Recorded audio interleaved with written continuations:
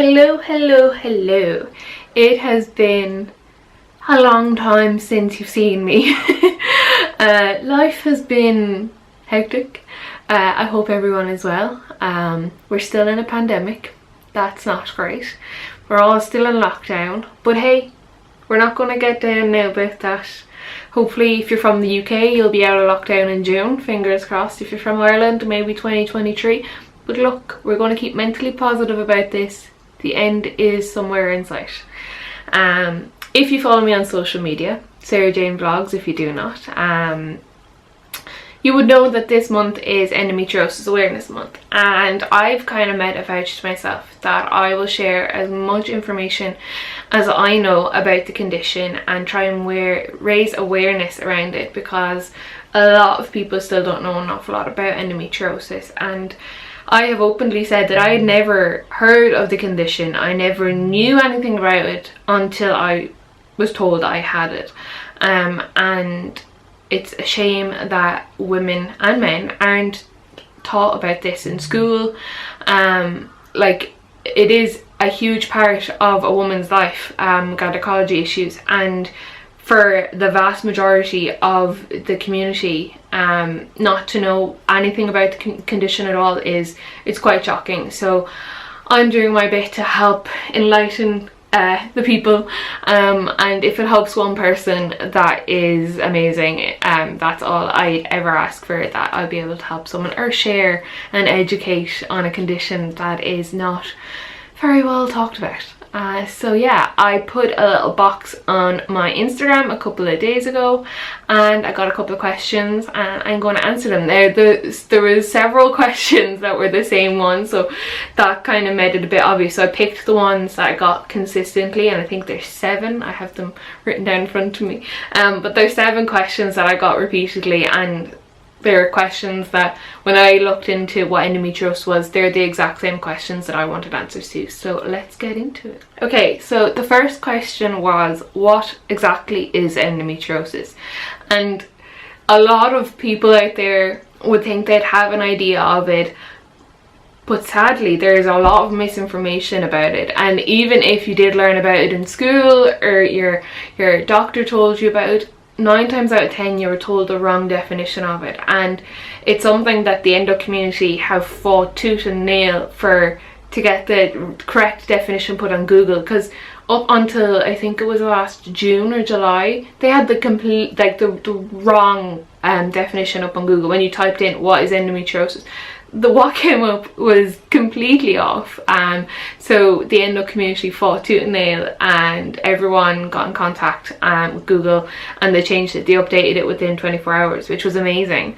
But it took like a force of people to make that change. So one association that has been very useful for me, if you're from Ireland and you're a bit clueless and a bit lost, Endometriosis Association of Ireland has so much information. They are so helpful. I know Kathleen has left now. She used to be the point of contact that I got on great with, and she helped me so much. She actually found my doctor for me now. But yeah, they have, if you have any questions or any concerns, they will have the answer for you, or will be able to point you in the right direction. So I'm actually going to read out their definition of what endo is, because I think it's the best description. So they have, endometriosis is a common chronic, I have my ulcers, I'm sorry, a common chronic long-term inflammatory condition where tissue similar to the tissue that normally grows inside the uterus grows outside of the uterus. The most common places where endometriosis occurs are on the ovaries, the fallopian tubes, the bowel, and the areas in front, the back, and the sides of the uterus. It can also be found on the bladder and in the bowel. In some cases it can be found outside the pelvis in places like the lung, in your skin, in your brain, and in your diaphragm. For me, in my condition, I have it on my bowel, and then I think it could be on my bladder. And according to my last MRI, I could have some on my uterus, because there was a lot of action around the uterus area. But yeah, typically every time they open me up, my bowel is attached to my ovaries, which is what's causing my sharp pain on the right hand side. And then on the left hand side, they're not too sure what it is, but it's either attaching to my lung or my bladder. So very uncomfortable altogether. So yeah, that is the correct definition of what endometriosis is. So the next question I got was, who typically gets endo? And there is no actual stereotype as to what woman gets endometriosis. Like, it can happen to anyone, and in fact it's 1 in 10 women, and the majority of women that have it, they have no answer, they have no diagnosis yet, which is really disheartening. It can take on average up to 8 to 10 years to get a diagnosis, and even then, when you get the diagnosis, 9 times out of 10 your doctor actually will not know how to treat you, which is really, really sad. But you cannot predict who is going to have endo. Like, there's no rule book that goes, oh, if you eat that you're going to get endo, or if you do that you're going to get endo. So it is very hard to predict who or what causes it. So leading on from the previous question, what causes endometriosis? Again, there is no actual definition or defining answer to this. There is this big stereotype that menstrual or retrograde menstruation causes it. That is a pile of crap. As someone who does believe in Mercury retrograde, that has nothing to do with my cycle, with my gynae issues. Complete and utter crap. Do not believe that. No, just cancel that. Like, if we could just get rid of that theory, that would be amazing for the community. There is a study that shows that you're born with endometriosis, but it isn't activated until you have hormonal activity. Now, in some cases it could be later in your teens or in your adulthood before you actually develop symptoms of endo, but 9 times out of 10 you will have had some uncomfortableness or something, some symptom or some side effect from your early stages of your menstrual cycle. In my circumstances, from the age of, I had my first period when I was 10, I think, or 11, I'm not too sure. But from that very first cycle, and a little bit before that actually, I started to get really bad pains in my right side. And up until I was 21, I was told that I had rumbling appendix, and I would be in hospital at least 4 to 5 times a year with this pain, and they kept saying, oh, it's IBS, you're not clearing your bowel properly, it's rumbling appendix. Like, they're throwing everything at me, when in fact, now looking back at the symptoms and the pain that I was in, it was showing signs of endo, and because I have PCOS as well, PCOS and endo, and they were just shunning it off and just saying all those other things to kind of get me out of A&E as quick as possible, which is really, really crap. But now I know, and I hope that might help someone, that if they're getting those answers, that maybe they could look into it a little bit further. The next question I got was, what are the symptoms of endometriosis? I could literally sit here for about an hour telling you the symptoms, because every month I nearly get a new one, and I'm learning still myself. So it has been,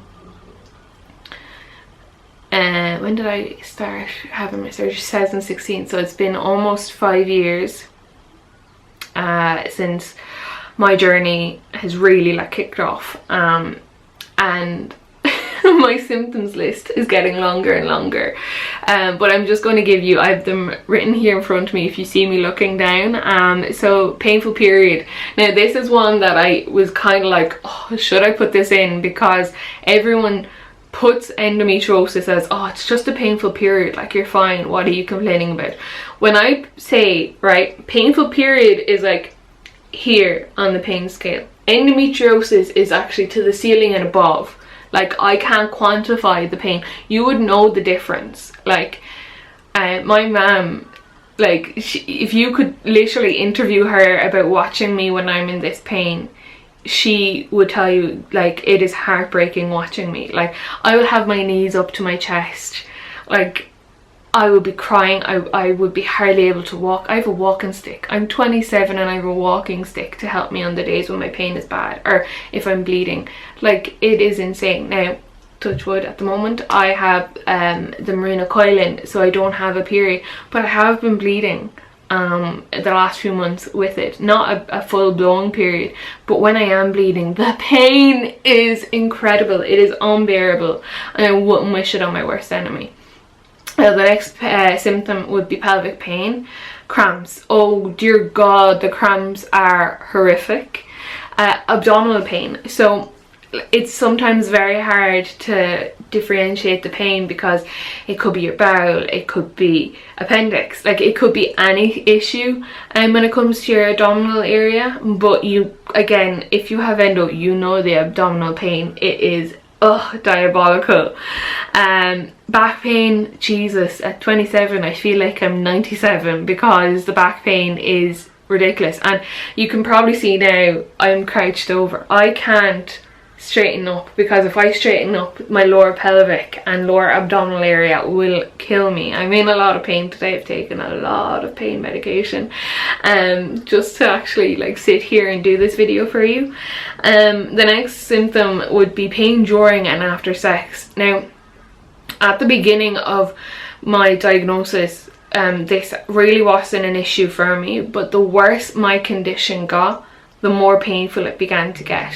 And in the last like 2 years, I would say this is like one of my top 10 symptoms, which is pretty shit. But yeah, like again, if you're in a relationship, it's very important to communicate when it does hurt and when you are in pain, because you shouldn't have to endure that. It's not nice. Other symptoms are bowel and urine pain, so when you go to the bathroom, not nice. Other ones are fatigue, brain fog, nausea, weight loss, weight gain, and hair loss. And then we cannot forget the endo belly, where you look like you're pregnant. Yeah, the list goes on, but they're just some of the common ones that nearly everyone with endometriosis suffers. The next question I got was, what is the difference between ablation and excision? So the best way you can describe this is that, say we have a tree, and ablation is where the doctor would take the leaves, the branch and the trunk of the tree, but leave the roots. But excision is where the doctor takes the leaves, the branch, the trunk and the roots, meaning that it won't grow again. So with ablation, it's just like burning it off but leaving the roots there, and that allows it to grow and activate again. As whereas with excision, they're taking absolutely everything out, reducing the risk of it occurring again. And the best thing about this is, when my doctor done the excision surgery this time last year actually, he was like, you're going to feel a hell of a lot lighter in your stomach. And I was like, what is he on about? Like, I won't feel the difference. I kid you not, when I woke up I felt, oh my God, like my whole stomach area was 100 times lighter. And I actually now understand, because he was physically taking out all that weight of endo that was in my belly, which is crazy to think that you can actually physically feel the difference from an excision surgery to an ablation surgery. Just on a side note there, in case you are completely clueless as to ablation and excision, look, it is up to everyone what their type of treatment they want is, but the gold standard for treating endometriosis is excision surgery, because you're removing the root of it, reducing the risk of it coming back again. The next question I got was, does endo affect your fertility? And yes, it heavily affects your fertility. That's not to say you won't get pregnant, but it will alter your chances, it will alter the process of it. It depends on the person and the stage and the quality of life you have, but each person is different. Again, there's not one glove fits everyone kind of situation. Like, my situation with fertility could be completely different to any of my friends with endo. They could get pregnant tomorrow, as whereas it could take me years to get pregnant, or I might need IVF or surrogate or something like that. But each person, it's different. But yes, it does heavily affect your fertility. And the final question that I got was, is there categorization of endo or stages of endo? So let me just get it up on my phone, because there is. I'm just looking at Endo Ireland again. So stages 1 and 2, so when I was diagnosed in June 2018, I had stage 2. So it goes minimal to mild disease, superficial endometriosis, possible presence of small deep lesions, no endometriota, mild flimmy adhesions if present. Right, so that means like no, and just let me clarify, that does not mean that your pain is any worse or any less. Endometriosis pain is endometriosis pain, okay? So then the next ones are stage 2 and stage 3 and stage 4, which means moderate to severe disease. The presence of superficial, okay, there's a word in there that I can't pronounce, but superficial endometriosis, deeply invasive endometriosis with moderate to extensive adhesions between the uterus and bowel, and or endometriotum cysts, God, these words, with moderate to extensive adhesions involving ovaries and tubes. I am to date stage 4, so in less than 2 years I went from stage 2 to stage 4, and it is in my pouch of Douglas, and it is almost on my lungs. So it's crazy, and my main issue is my bowel and my pouch of Douglas and my right ovary. It is creeping over to my left ovary, but yeah. But again, let me just reiterate, this does not quantify, so it's not like any other condition where it goes like, oh, stage 1 is it's okay and stage 4 is bad. Stage 1 to 4, they're all the same, like they're like, it's across the board, pain, symptoms, everything. So you could literally have 2 people beside one another with all the exact same symptoms, all the exact same pain, and I'm stage 4 and they're stage 1. Like, it's just for the doctors to know like what category they are, but it's all pretty crap at the end of the day. So yeah, they're the stages, and there you go. And they were the reoccurring questions that I got on my Instagram when I put up the question box. And again, as I said at the beginning, they were kind of the questions that I kind of researched into when I wanted to find out more information on endometriosis, and I thought sharing the answers would help someone, even if it is just one person, or educate people on their family or their loved ones that might have the condition. And that is it. I hope this has been helpful. If you aren't, as I said, already following me on Instagram, I talk a lot more about my condition. I share more of my life when I'm having my good days and my bad days. I will literally post everything about the condition on my social media, so make sure you follow me there for more information. And yeah, it is currently St. Patrick's Day, so happy St. Patrick's Day, and I shall see you guys soon. Thank you for watching. Just a little side note that I'm ending this video with is that when I watched back these clips that I recorded, it has obviously been a while since I filmed the video, and I forgot that you're supposed to look at the lens and not the screen on top of the camera, and that annoyed me, so I know it will annoy some people watching this, but I am currently in a lot of pain.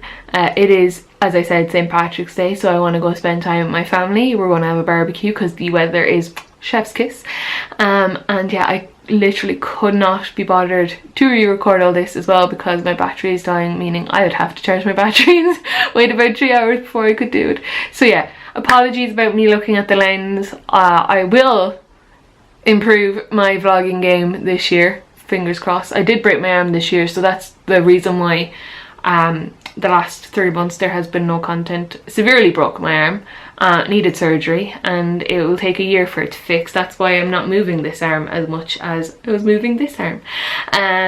So yeah, just adding that in. Okay, have a good day everyone. Bye.